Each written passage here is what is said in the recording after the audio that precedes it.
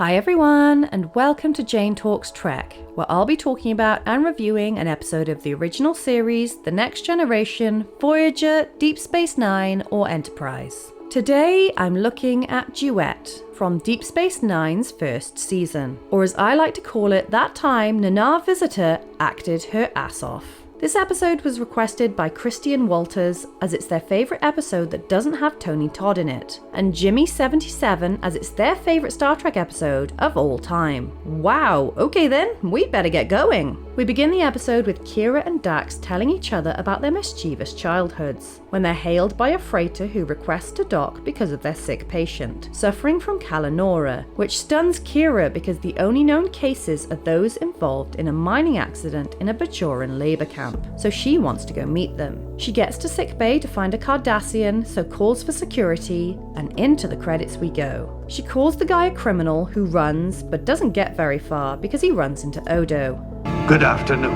Kira wants him arrested, but the guy calls her a fanatic and she calls him a war criminal. So they take the problem to Sisko, who reprimands Kira for acting rashly. But she argues he could have only got the disease from working at the labour camp and rants off about all the atrocious things that happened to Bajorans there. Sisko goes to speak to the guy who's rather salty he's being held prisoner, and he questions him about his disease, but he says it's a similar but different condition and he's never even been to Bajor. Bashir says the guy does have Kalanora, no doubt about it, which means he had to have been at the labour camp, and then Sisko gets a call from Bajor saying that Maritza will be held accountable for his crimes. So Sisko goes to see Kira and holy fuck, this door looks dangerous! Sisko tells Kira she's off the case and Odo will be in charge, but she gives a compelling argument. I'm asking for all the Bajorans who can't ask. Let a Bajoran do this.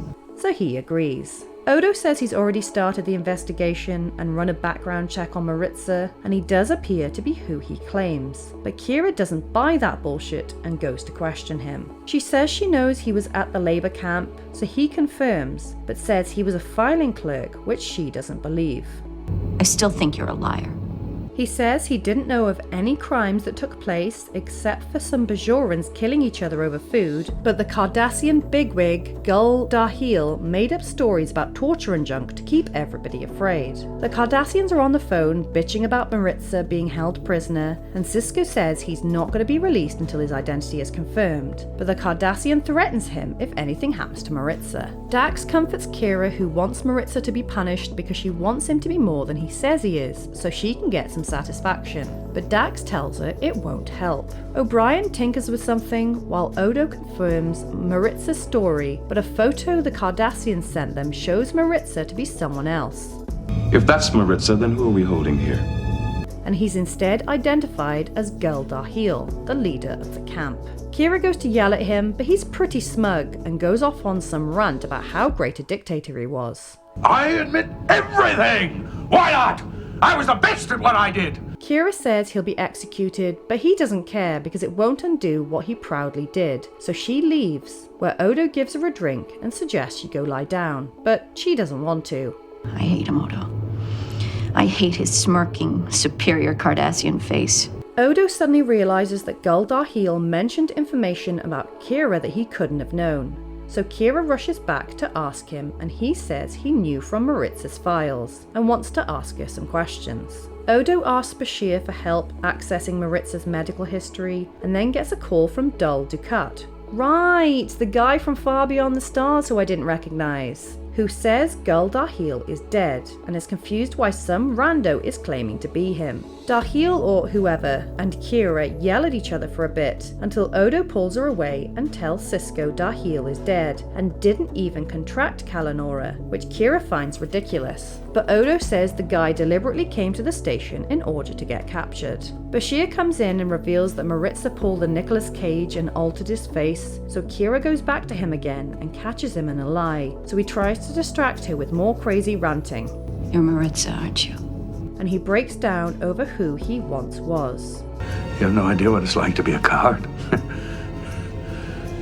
See these horrors and do nothing. Maritza's dead, he deserves to be dead. Kira releases him, but he doesn't want to go. He wants to be executed for Cardassia's crimes. My trial will force Cardassia to acknowledge its guilt. and we're guilty, all of us. But that is necessary. But Kira refuses to allow more innocent blood to be spilled. Kira commends Maritza for what he tried to do, but then a Bajoran dude stabs him to death. Why? He wasn't our heel. Why? He's a Cardassian. That's reason enough. No.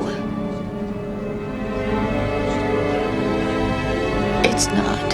Alright, this episode was really good, but I'm not sure how well that will translate in this review, because there's a lot of back and forth talking which is difficult for me to put into a script, so I recommend you watch the episode in its entirety to experience it properly. So as I've said before, I prefer the more light-hearted fun episodes, but I have an appreciation for the message and narrative of this one, and I can see why people love it. I feel like Duet really sums up the themes and tones of DS9 as a whole, and it's an important episode to understand the show, and Kira especially. Nana Visitor gives an outstanding performance throughout and really draws you into the story. And Harris Yulin, who I know as Quentin Travers from Buffy, kept up giving the peaks and valleys of his character, and the story is a really interesting idea. Of course, there is the mystery of who the Cardassian prisoner really was, and for most of the episode it was the pair of them bitching at each other, but it was so worth the back and forth to find out what Maritza was trying to do, subverting expectations and showing a different side to Cardassians despite being led to believe he'd committed all these atrocities. And him getting stabbed was not only shocking and abrupt, but also showed why there is no progress amidst hate, which hammered home a powerful message that is still relevant to this day. So there you have it. That was